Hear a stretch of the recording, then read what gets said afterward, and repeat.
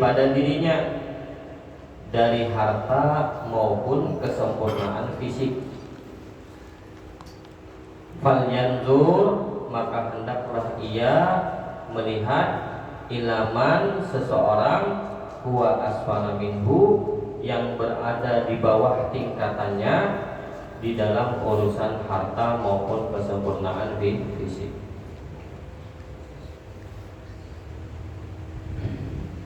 Ini hadis yang kedua ini di antara apa yang disampaikan oleh Nabi Shallallahu Alaihi Wasallam, bagaimana cara memandang kita terhadap dunia maupun cara pandang kita terhadap akhirat.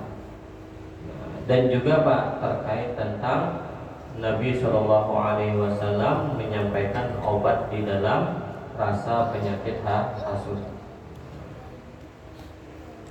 Dikatakan al-insanu hasudun ini, manusia itu memang asalnya memiliki sifat iri hati, sifat cemburu.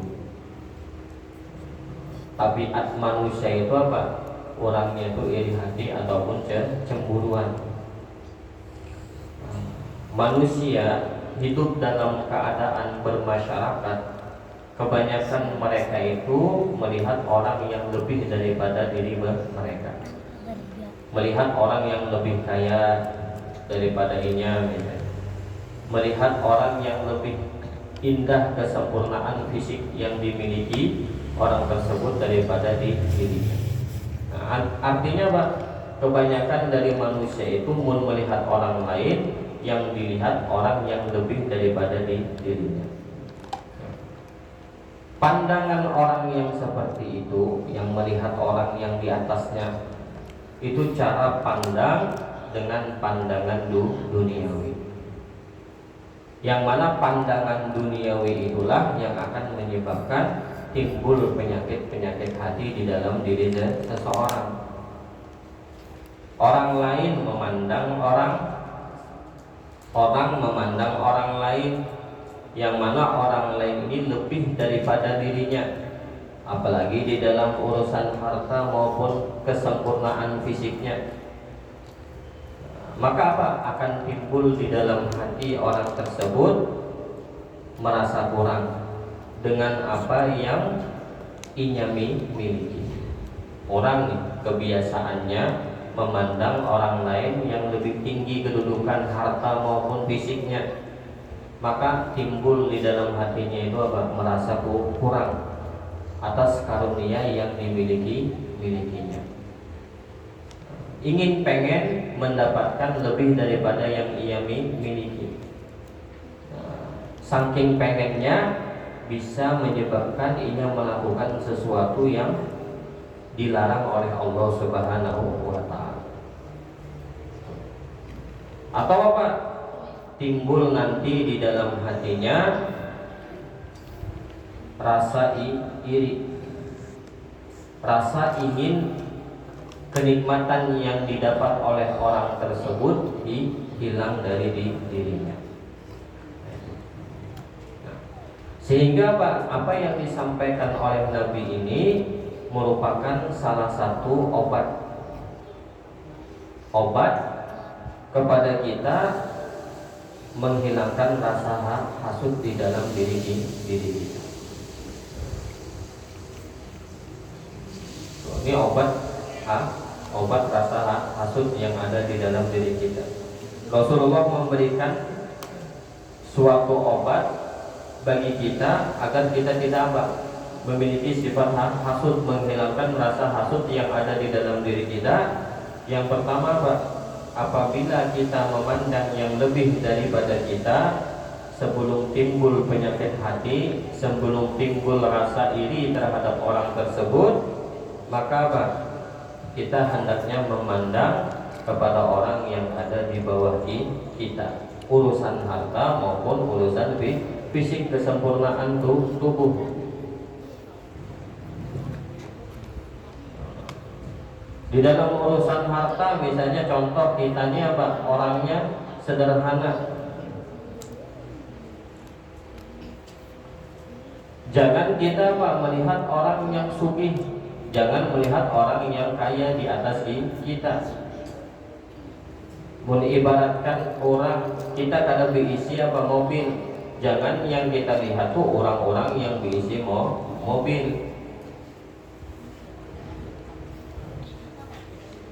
Tapi apa, lihatlah kepada orang yang ada di bawah kita. Mengibaratkan kita hanya berisi motor, maka lihat yang di bawah kita.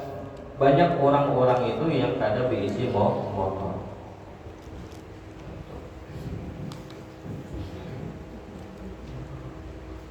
Di dalam urusan fisik, misalnya kita ada orang di dalam fisik tubuhnya itu apa? Berisi tangan, berisi kaki misalnya. Tapi tangannya itu apa? Dalam keadaan kurang sempurna ataupun ada cacatnya. Tangannya misalnya.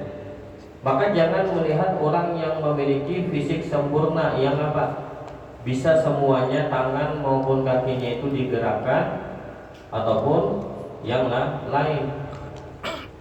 Tapi lihat orang-orang yang bahkan kada ada berisi kaki, misalnya, kada ada berisi tangan, lihat yang di bawahnya. Karena cara pandang yang seperti itulah yang akan menimbulkan kebaikan untuk orang tersebut. Yaitu apa? Dia akan bersyukur atas nikmat yang Allah berikan kepada mereka. Dan apa? Dengan bersyukur tersebut berharap apa? Mendapatkan tambahan nikmat dari Allah Subhanahu wa ta'ala. Itu cara apa? Cara mengobati hasud yang ada di dalam diri seseorang. Menibaratkan memandang orang jangan lebih daripada kedudukan apa yang ia miliki. Nah, yang kedua, dari apa yang disampaikan oleh Nabi Shallallahu Alaihi Wasallam ini memberikan cara pandang bagaimana kita memandang terhadap dunia dan bagaimana kita memandang terhadap akhirat. Kalau terhadap dunia, cara pandang kita itu apa? Melihat orang yang ada di bawah kita, jangan melihat orang yang ada di atas diri kita. Karena kalau kita memandang orang yang lebih daripada kita di dalam urusan dunia, maka akan menimbulkan penyakit, menimbulkan mudarat terhadap diri kita. Tapi kalau kita cara pandang dunia terhadap apa yang sesuai diajarkan Nabi, memandang orang yang di bawah kita, maka di situ kita akan bersyukur kepada Allah Subhanahu wa ta'ala atas karunia yang diberikan kepada kita. Nah, berbeda dengan pandangan dunia, yaitu pandangan di dalam urusan akhirat.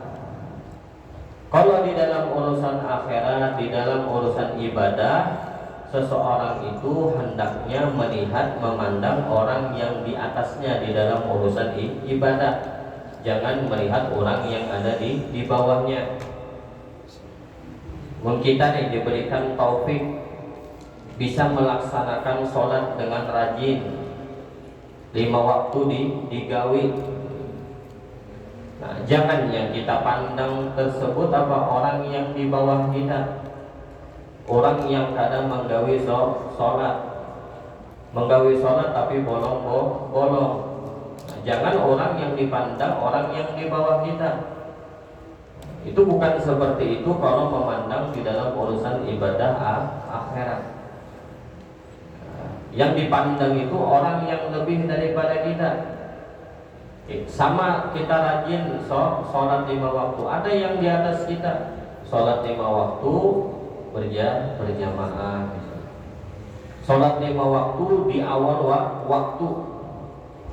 Nah, melihat orang yang di atas kita, supaya apa?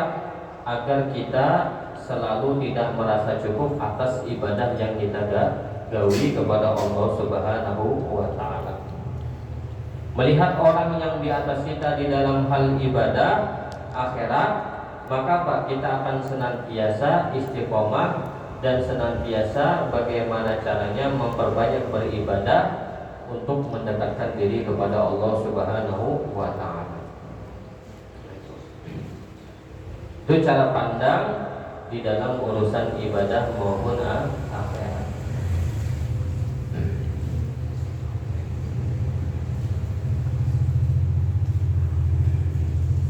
Fikul hadis dikatakan annal asla fil hasad huwa an-nadru ila dunya bi aini dastari. Tadi yang pertama terkait tentang cara mengobati penyakit hasad. Asal dari penyakit hasad itu yaitu melalui pandangan terhadap dunia. Pandangan dengan pandangan menginginkan dunia tersebut. Bi aini dastari. Jadi an-nadhara bi aini lamma yadulu fi hadhihi dunya min al-hawadis minhu ma yuqa'u fil amal. Jadi pandangan mata kita terhadap apa yang ada di dunia itu bisa menyebabkan kita itu jatuh di dalam hal-hal kesengsaraan, hal-hal yang bahaya.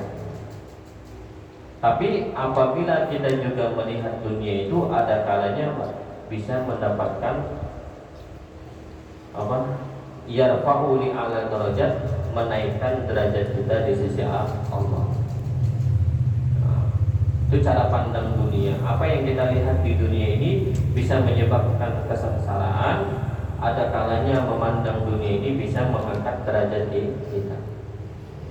Kalau kita memandang dunia ini dengan pandangan ingin dunia, dengan pandangan ingin mendapatkan dunia dan isinya, maka pandangan seperti itu pandangan yang memberikan kesengsaraan bagi kita di dunia maupun di akhirat. Tetapi kalau pandangan kita sebagaimana pandangan ulama, pandangan orang-orang soleh terhadap dunia, mereka memandang bi'aini tafakkur, dengan memandang tafakkur terhadap dunia, apa yang terjadi di dunia. Maka dengan pandangan seperti itu akan mengangkat derajat kita, akan memberikan kebaikan terhadap diri kita.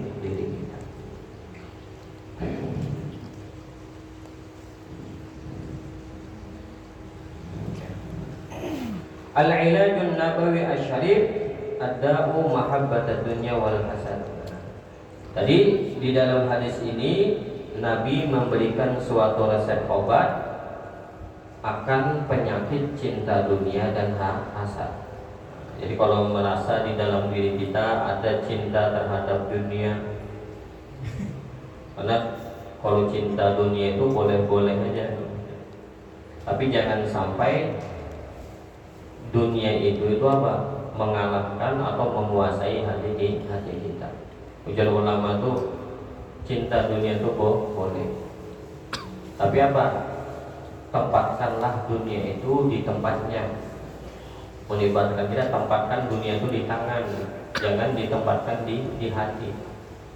Kalau dunia ditempatkan di dalam hati, kemudian dunia itu menguasai hati kita, akhirnya yang timbul adalah bahaya mudarat terhadap diri kita. Sibuk gawiannya dunia terus, sibuk mencari dunia terus, akhirnya urusan akhiratnya tertinggal. Ujar ulama itu sedikit urusan dunia itu bisa meninggalkan banyak urusan akhirat. Ujar guru balik, satu toko pian bisi, satu toko misalnya, satu toko rame, akhirnya rame, yang diurusi sebiji toko, biasanya sholat, akhirnya sholatnya ditinggal. Itu hanya sebiji toko, apalagi misalnya berisi 2 toko, 3 toko, 4 toko, apa pulang yang ditinggal saya sholat.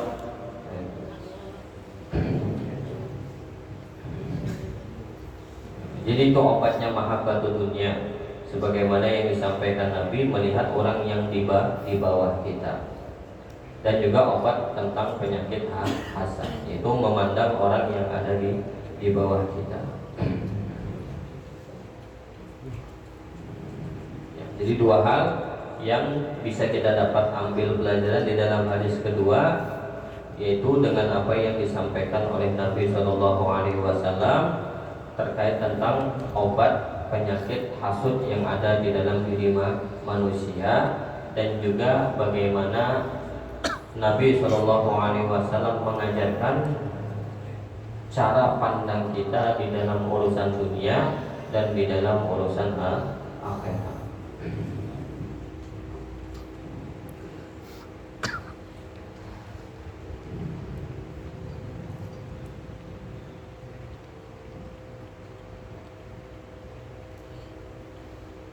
Di dalam hadis yang selanjutnya dikatakan an Ibnu Umar, dari Ibnu Umar radhiyallahu taala anhuma an Rasulillah sallallahu alaihi wasallam qala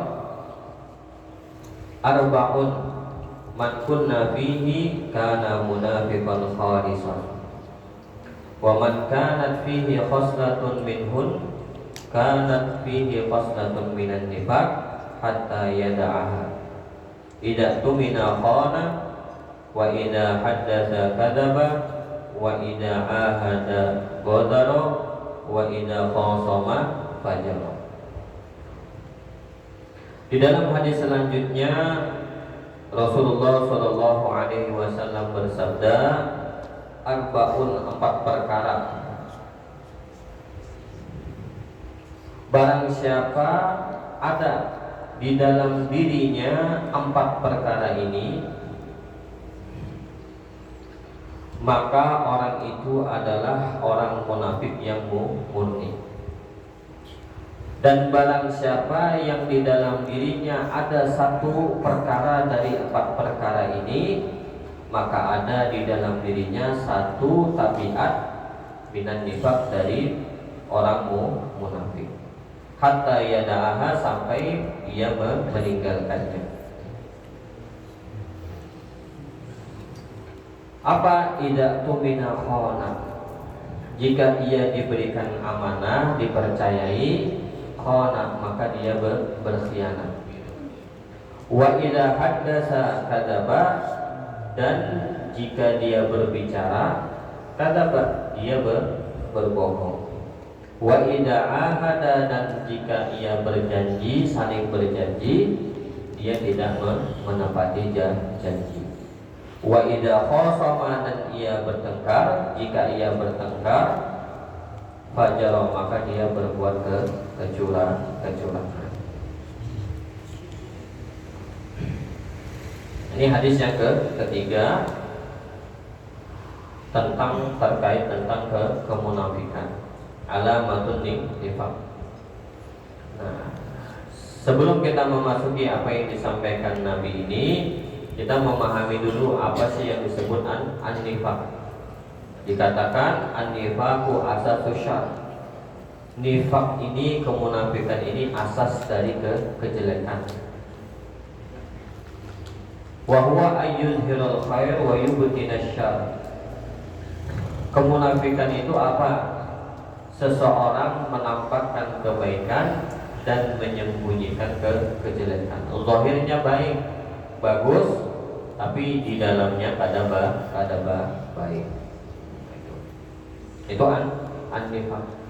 Menampakkan sesuatu berbeda dengan apa yang ada di dalam hatinya. Menibaratkan yang ditampakkan baik, yang sembunyikan buruk. Nah, kemunafikan itu terbagi menjadi 2. Nifaq itu terbagi menjadi 2. Ada namanya nifaq akbar atau nifaq i'tiqadi. Nah, kemunafikan yang pertama ini berkaitan dengan keyakinan.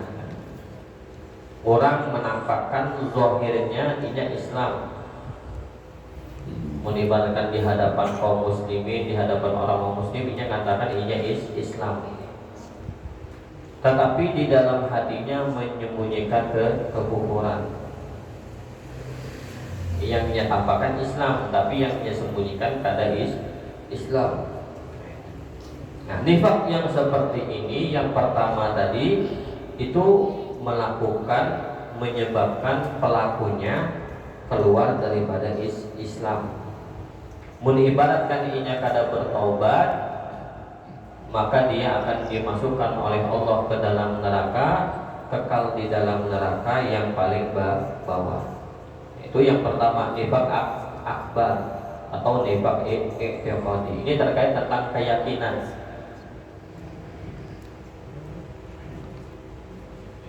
Nah, Allah Subhanahu wa taala itu banyak mensifati orang-orang munafik i'tiqadi ini dengan sifat-sifat yang buruk. Di antaranya apa? Mereka itu orang-orang yang memiliki sifat munafik i'tiqadi ini cenderung membela kepada musuh-musuh Islam. Karena mereka sama membenci Islam di dalam hati mereka. Kan ada kan di zamannya Nabi itu apa? Mereka orang-orang munafik. Ketika Nabi SAW sampai ke Madinah, maka Pak Nabi itu mengikat janji kepada mereka orang-orang munafik tadi yang ada di Madinah. Saling berjanji untuk apa? Tidak menyakiti Nabi, dan saling berjanji untuk menjaga, membela negeri Madinah. Namanya sifat orang munafik kan mengibaratkan berjanji mesti mengingkari. Akhirnya apa? Ada kelompok-kelompok dari luar yang mana mereka ingin memusuhi Nabi, ingin menghancurkan Nabi. Bukannya orang munafik ini membantu Nabi, membela Nabi dengan perjanjian yang dimiliki, malah apa? Mereka itu membantu orang-orang luar yang ingin menghancurkan, mengalahkan, memerangi Nabi Shallallahu Alaihi Wasallam. Itu orang-orang munafik. Mengibaratkan Allah mensifati di dalam Al-Quran dengan sifat-sifat yang buruk. Yang kedua ada namanya nifaq amali. Nah, ini amalan-amalan, perbuatan-perbuatan yang merupakan karakter dari perbuatan orang-orang munafik.